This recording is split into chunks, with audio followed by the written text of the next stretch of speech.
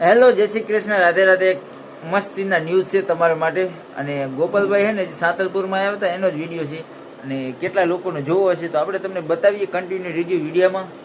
અને ગોપાલભાઈ ઇટાલિયા શું કહે છે ને એ પણ વિડીયોમાં બન્યા રહેજો, મજા આવશે. કેમ કે ગોપાલભાઈ ઇટાલિયા છે ને મજા જ આવશે તમને, બરોબર. ખોટી એટલે ઢીલી ઢીલી 3-4 જણાએ હા પાડી એટલે આ 1 2 3 4 10 15 કેમેરામાં લાઈવ આલે છે. ઈ લાઈવ આ સાતલપુર, રાધનપુર, ચાણસમા, સમી આ બધા વિસ્તારના ભાજપ વાળા હંતાઈને સાંભળતા હશે.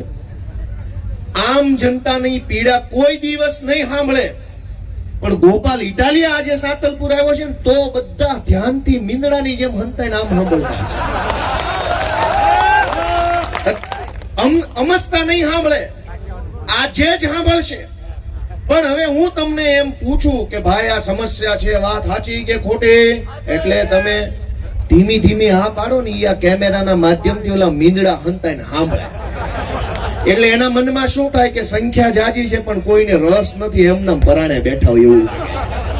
ઈ તમારા હાંકલા ઉપરથી પેલો મીંદડો નક્કી કરે કે વાંધો નથી આવે એમ સાતલપુરમાં, એટલે તરત ગાંધીનગરમાં બેઠેલા બોસ ને ફોન કરે, કાકા મુંજાવા જેવું નથી, સાતલપુરમાં લૂંટાય એટલું લૂંટજો, હજુ પબ્લિક ને કઈ વાંધો નથી.